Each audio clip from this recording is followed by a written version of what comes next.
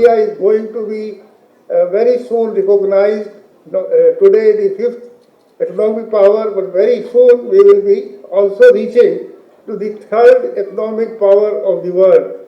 My dear students, I must tell you, we all should feel very lucky that we are living in a time in India where the opportunities are unlimited, unbound, and everybody in his area, in his field, as per his aspirations, achieve everything what one likes. I don't think any time such opportunities have come in life for others or would come what is given today.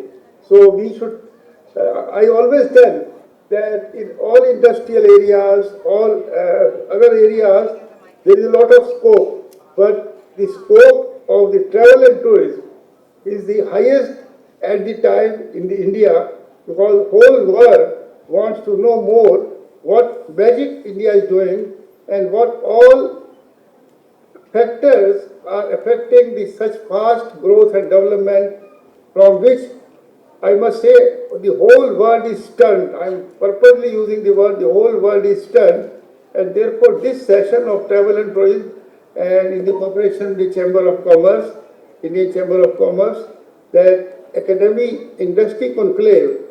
I always say there is nothing more important than a collaboration between industry and academia. Friends, India will not only be a superpower, but will be a 30 to 35 trillion economy. How much? 30 to 35 trillion economy. Right now we are fifth. We might be second or third. And maybe if you people become entrepreneurs, maybe we become number one. That should be a target. We should always target at becoming number one. As we saw in the vision of the former Prime Minister of Bhutan, that we are going to have a 30-35 trillion economy. Our GDP will be amongst the highest in the world. We are already the fastest growing economy on this planet. But we need what UN says, sustainable development goals, which is environment with responsibility, which is poverty eradication, which is looking after this planet. We don't want to destroy this planet and it starts rotating around the world aimlessly. This planet belongs to you. You are the future not only of this country, but you are the future of the world. And you have to show the leadership to this world. I believe there will be 100% education.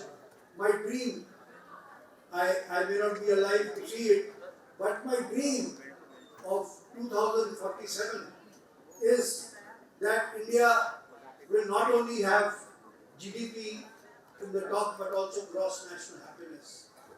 India will have no unemployment. There will be no discrimination between man and man. There will be no discrimination between caste, color, or creed or religion. We will be one nation, a happy nation. Happiness is as important as GDP.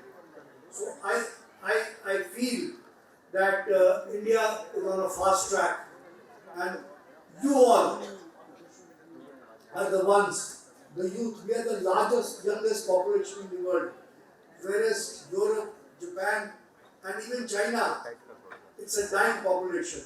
But you are the succeeding generation. The future of India and the future of planet and the future in 2047 is in the hands of each and every one of you. So please, study hard, do something extra. Don't just think that whatever you are doing will get you the jobs. Try to learn foreign languages, try to learn Chinese, Spanish, various languages of the world so that you can trade with the whole planet.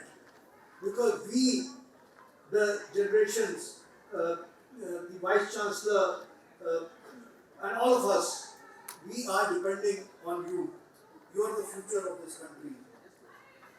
And lastly, I remember Rabindranath Tagore. I'll just say 2 or 3 of his lines. Where the words come out from the depth of truth, where the tireless stream of dead habit has not lost its way into the dreary desert sand, into that heaven of freedom. My father led my country awake, and in Viksit Bharat 2047, our country will not only be awake, but it will be on top of the world. With these words, thank you very much, and thank you, AMITY. This particular conclave is extremely important, which is going to set the future for the roadmap for the transforming the Indian tourism, aviation, hospitality industry. And I think that what Subhash goyal ji have taken this initiative, bringing the industry and academia together on what platform. It's not the first time Subhash goyal ji in the past also have taken the very initiative how to bring the industry and academia, because he understands that without the educating the youth of the nation and making them aware about what the industry is and in which direction the industry is going, and accordingly how the student can develop those right skills and competencies. India is a young population, it's a growing population, it's in at the education level. Look at this university, AMITY, which has grown so big that there is absolutely no reason for me to feel that yes, we will achieve it, though many of us on the dais will not be alive to see it. Okay, now I want to discuss more on aviation and related topics like space and drones, which, while I see others are going to touch on tourism and hospitality sectors. So as the Minister of Civil Aviation has said, today there are 6 metro airports in India having a throughput capacity of 220 million passengers, and in the next 4 years, this number will increase to 420 million passengers in the 6 airports. But how many airports are we going to have in all? So we are going to have around 200 airports, and therefore it's an issue of what is happening and what is changing in India. What is Viksit Bharat?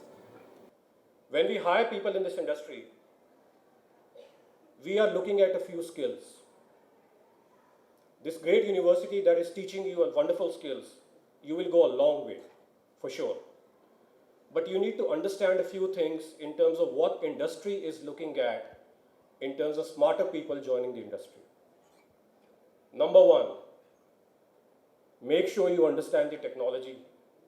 Please make sure what's taking over this industry. To give you an example, let's say I work for United Airlines. Our United application, the app, the phone app, has been voted the best app in the world.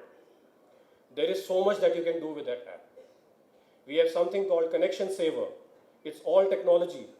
If you're going to US, you are going to miss a connection. We will forecast that. We will make sure you don't miss that connection. We'll probably have to delay a flight, but still be able to arrive in time so that you can make your connection. The virtual assistants. All these things are being made possible by the technology and AI. So during your tenure, when you're studying here, please make sure you keep updating yourself with the technology in terms of how it's playing a very important role in the industry. If we have to become an economic superpower, if the India has to be Viksit Bharat by 2047, what we have and what we have on our side is the macroeconomic indicators indicating that we will be a third largest economy, not by 2030 now, but by 2027. We will be the highest generating GDP country, and our growth rate will be 7 to 8% consistent. And we are the only country producing those kind of numbers. And that's possible because of our population. The trust in the bus segment that is the most important for our VVIP passengers has been taken ahead as an example by this recent show of the Ambani family. Tourist bus mobility will be corporized and individual bus operators will be an extinct. Major bus operation will happen in a very contemporary feature. Foreign tourists will be double in next 5 years. Mr. Naveen Kundu and Mr. Subhash Goyal can confirm that. And the people flying them by Mr. Harvinder Singh, they will confirm that. 5 years in India controls, if 5 years it will double. I reaffirm, 5 years it will double only if India takes concern in security, safety, especially for the women. Especially for the women in our rural areas. We have to be very particular about it. Foreign tourists will grow in the groups of 40 to 50 so as they can travel easily in bus, in Volvos or luxury coaches, whatever.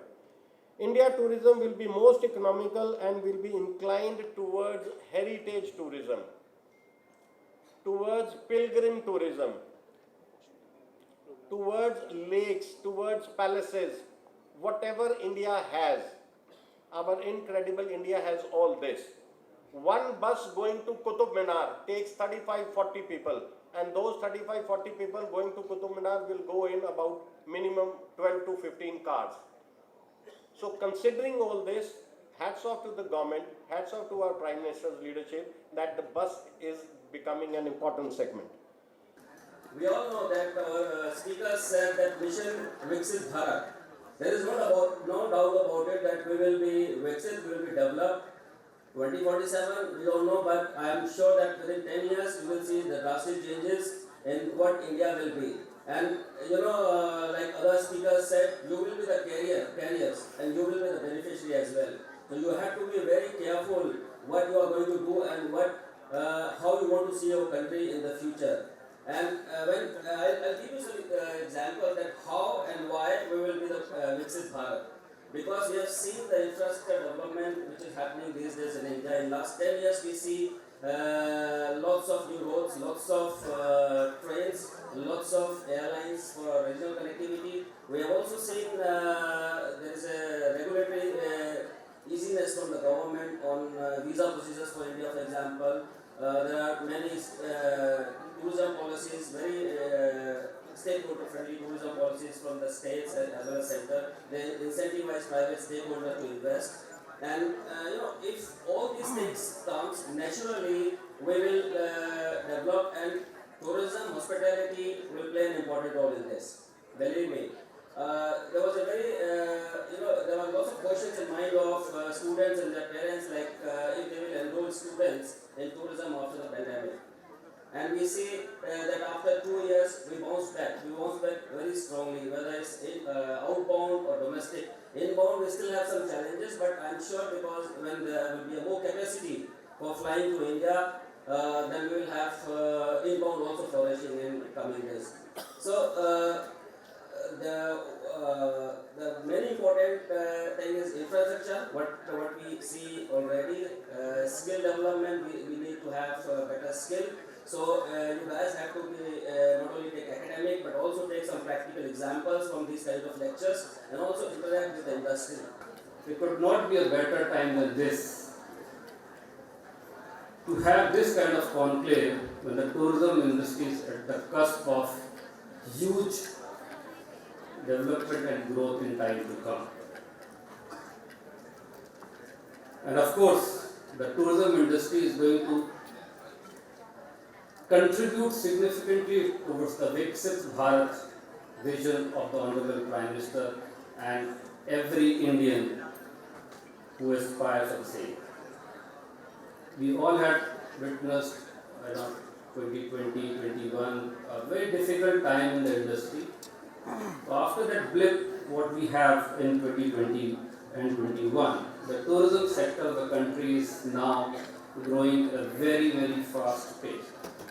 The foreign tourist arrival last year from January to December 2023 were close to 9.3 million, which was almost 43% growth from the previous year. Similarly, the foreign exchange earning for the similar period was close to rupees 2,30,000 crore, which is again a jump of almost 60% over the previous year. So you can imagine the kind of growth which we are now witnessing from the last year, and we are one of the fastest growing or I would say the fastest recoveries post-COVID around the globe in the tourism sector. Now we, as we aspire to host, Honorable Prime Minister has given a big challenging target of 150 million, because we have 30 million Indian diaspora, Indians around the world, 3 crores. And his call, he is very ambitious. He says India is big, we have to also think big.